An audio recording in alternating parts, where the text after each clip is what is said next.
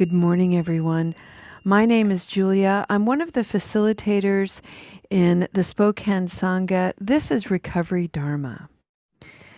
For those of you who are joining the Spokane Sangha for the first time, an extra warm welcome to you. The Spokane Sangha does something unique with respect to Buddhist inspired recovery, and that is we take themes and principles and practices in Buddhism, and we spend an entire month exploring these themes, practices, or principles. For 2026, I have created a reimagined way of looking at one of the fundamental and foundational principles of Buddhism, known as the Four Noble Truths and the Noble Eightfold Path. So, for the month of January, we are exploring the first noble truth. And in traditional terms, you may hear about it or read about it as there is suffering. And for my practice, I have sort of struggled with that. I remember when I first was introduced with Buddhism, and I remember stumbling into the first noble truth and hearing, yet there is suffering. And I kept puzzling about it because I was like, I'm not struggling. So what do I do with that? Because while I may not be suffering, that is, I'm upset. I'm confused. I'm hurt. But I wouldn't call it suffering. So now what do I do? And over the years, I came across different writers and teachers who were adding synonyms to the word suffering, and that was really, really helpful to me. And so, how I've reimagined this topic is there is discomfort. There is discomfort.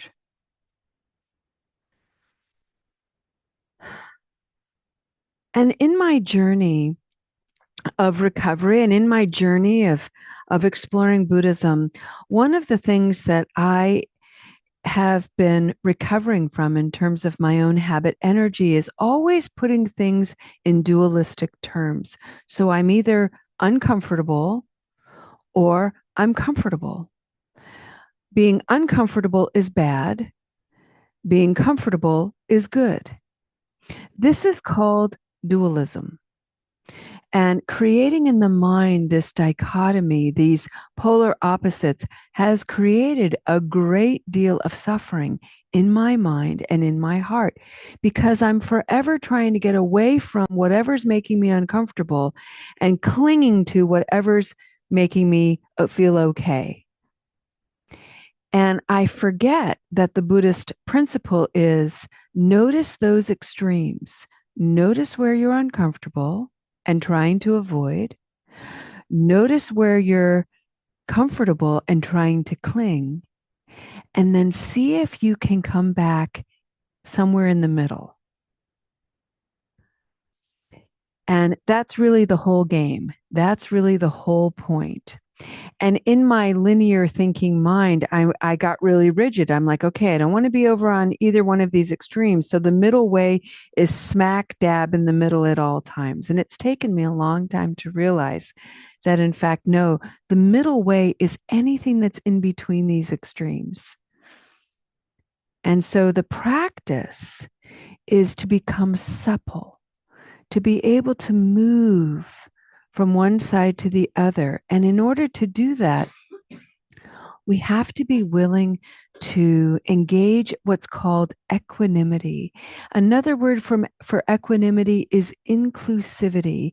It's the ability for me to understand and accept all of the conditions in my life that make me uncomfortable and all of the conditions in my life that bring me ease and comfort.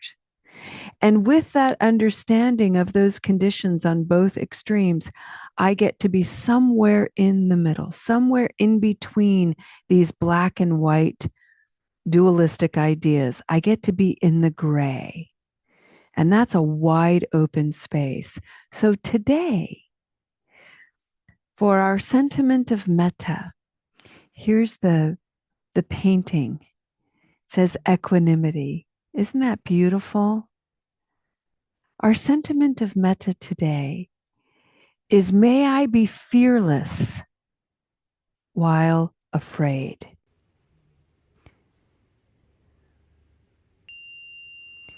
May I be fearless while afraid.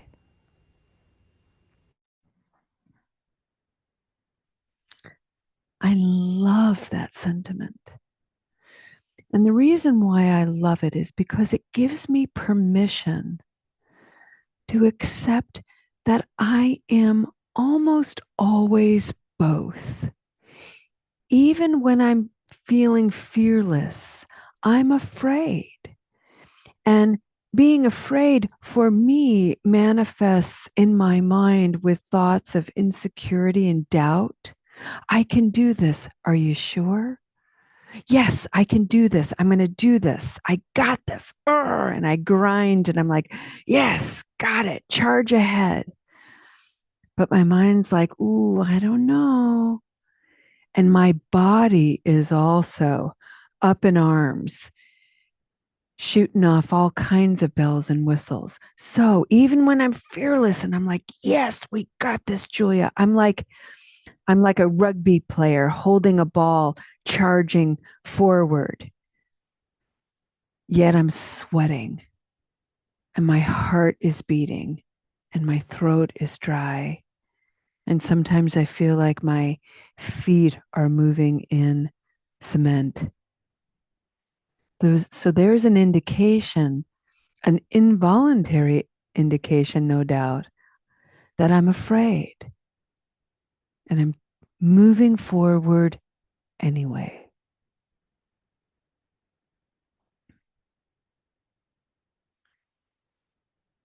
And I really like that word, anyway.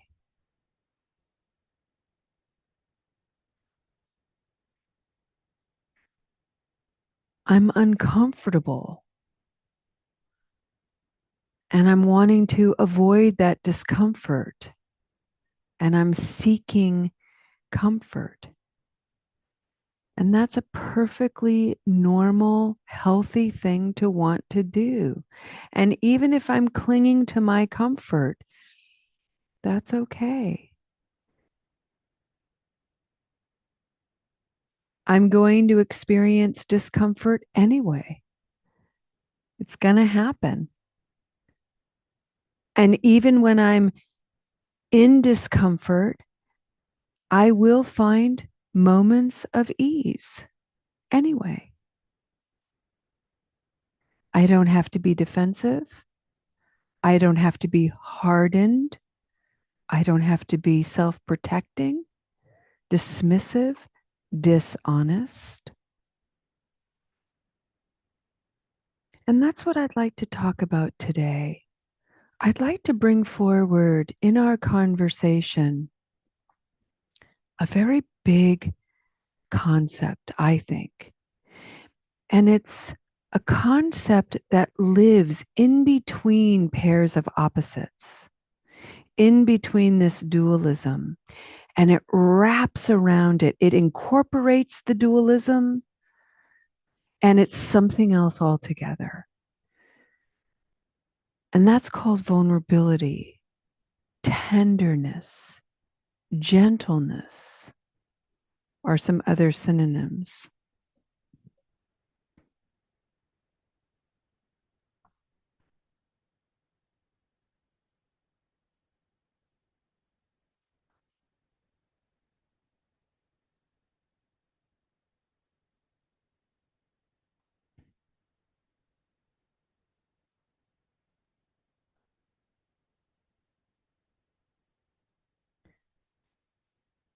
One of the things in my own experience that I've really had to learn was to be vulnerable, to be gentle, to be humble. to be honest.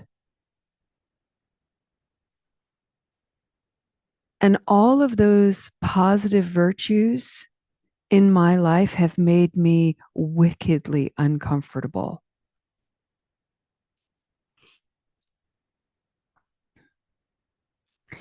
And I spent a long time trying to avoid that discomfort that accompanies these really powerful virtues.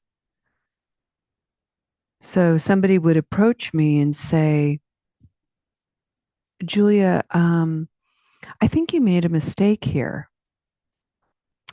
And something in me immediately arose that was like, ooh, making mistakes are bad, not making mistakes good. So I need to avoid the bad feeling and lean toward the good. So it's like, oh, really? I'm not sure I did, or maybe I was told the wrong information. And then suddenly all that self-protecting behavior, that hardened heart behavior, that don't let anyone see that I'm fallible. I've got to defend myself.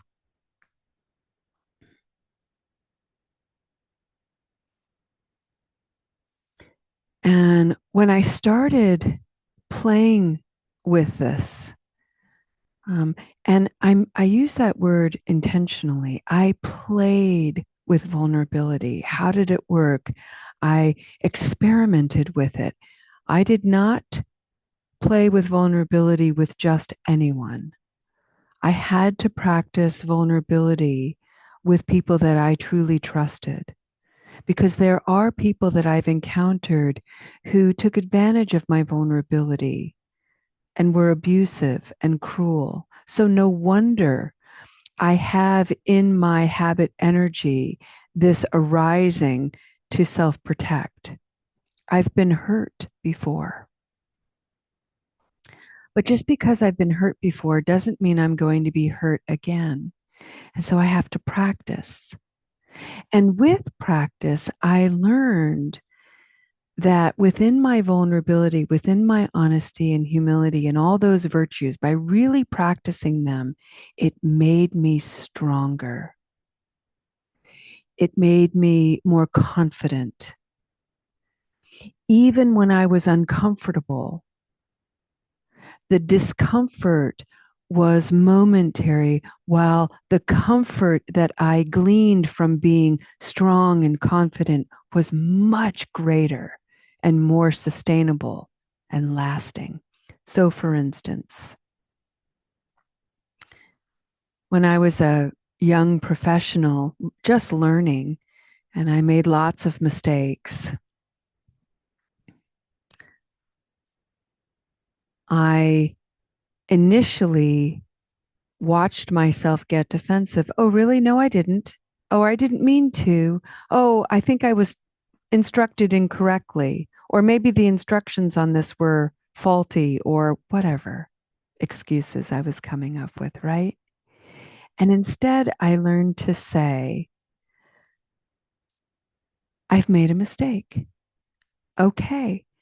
Can you help me understand my error?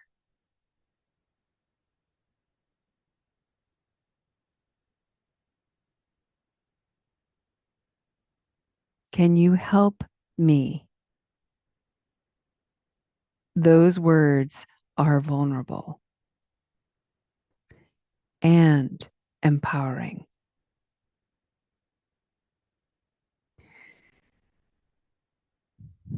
But here's the clicker. I had to be willing to receive the help and the perspective.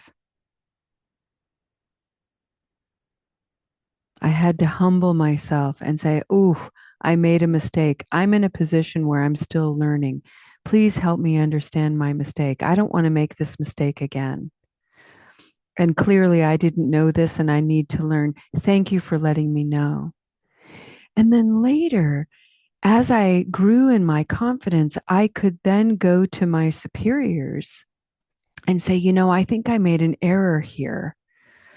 I'm sorry. I think I've flubbed this And if I've caused any inconvenience to anybody, I apologize.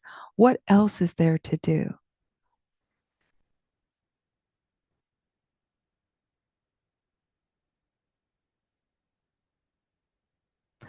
How do we avoid discomfort? How do we cling to ease? How do we wrap this all in vulnerability and tenderness and gentleness, forgiveness? It's not an easy thing to discern.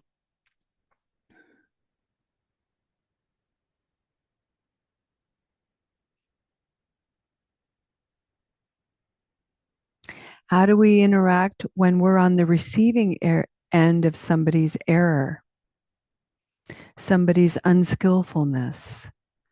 Do we accuse? Do we blame?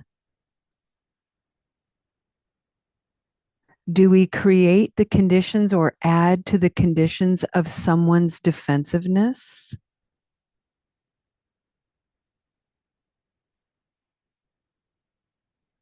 So, a wonderful example is I've approached people in my life and said, "Hey, I'd like to talk to you about this. I think there was an error."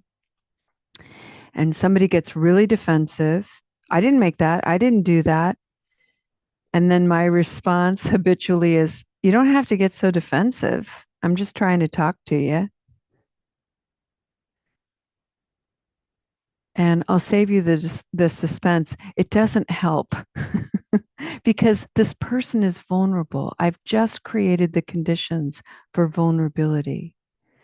And so I have to work on making sure those conditions are a place where people can feel vulnerable, where they can experiment with their own vulnerability. I have to be a safe person. I have to create the conditions for it. I'd like to talk to you about something that is vulnerable and tender. Are you in a place to have this conversation? You know, if I were on the receiving end of this, I might be defensive too. How can we talk about this in a way that feels safe and secure? Any ideas?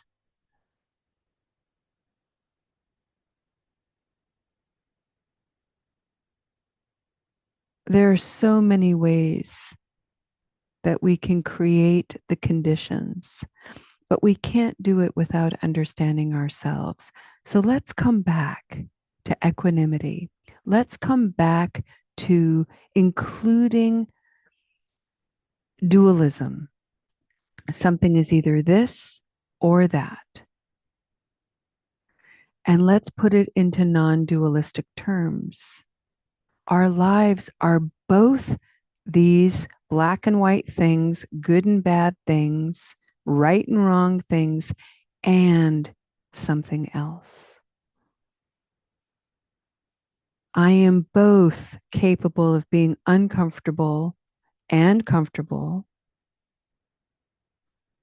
and something else,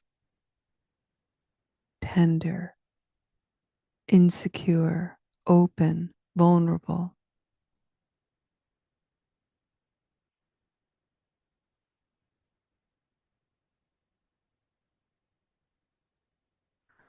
The way to understand this, wise understanding, is to employ a gentle approach, to be soft, to look at the ways we've hardened, to look at the ways we've armored,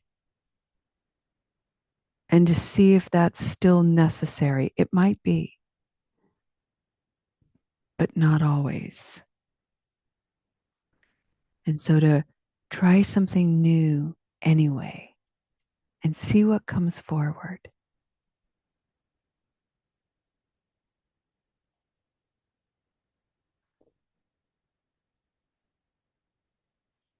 We can put this into a really relatable idea, and that is the discomfort that we've all experienced when someone has confronted us with recognition of our own unskillfulness. and we're not ready to see it. So we blame, deflect, get defensive. What if we could take a moment and soften with a breath and try something more vulnerable? You're confronting me because you care about me.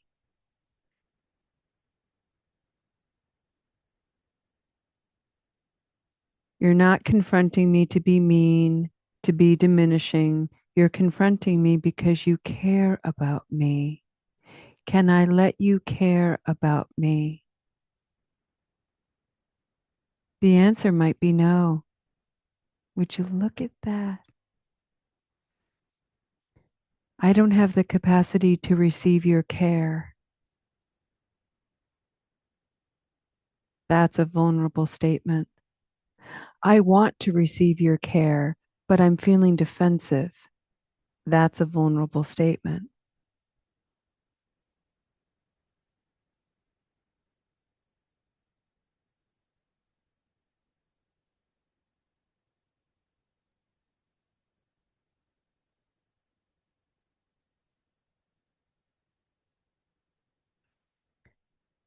If I let you care about me, I fear I'm going to let you down and disappoint you even more.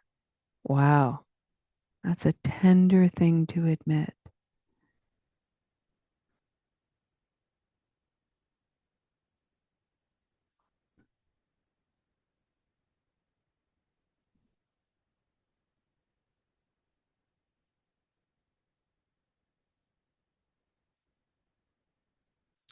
The reality is, friends, in a dualistic mind, sometimes we're comfortable in our discomfort, and sometimes there's discomfort in our comfort seeking. The practice is to include it all, slow it down, be tender toward ourselves and one another. Remember that we are loved and cared for. One of the scariest things we can do is let that in. But when we do, life opens and we heal.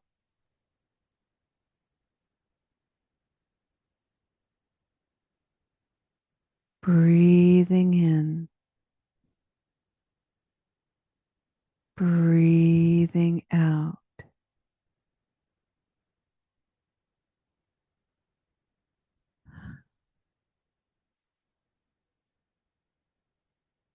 May you be fearless while afraid.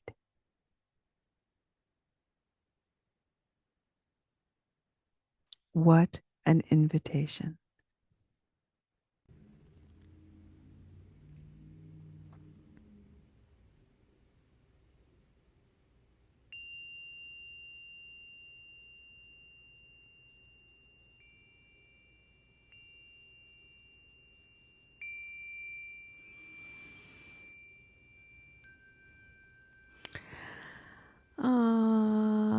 Okay. Close my eyes and let's end our practice today with a dedication of merit.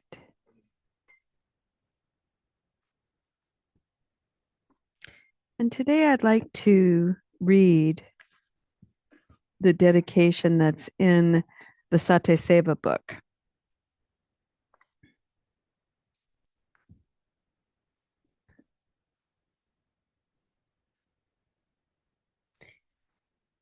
May the wisdom of love and courage, presence, and care.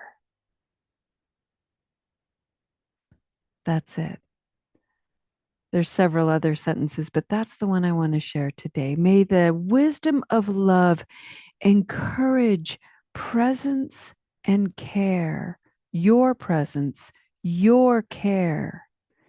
And may you let that in enough to breathe some clarity on an ancient ember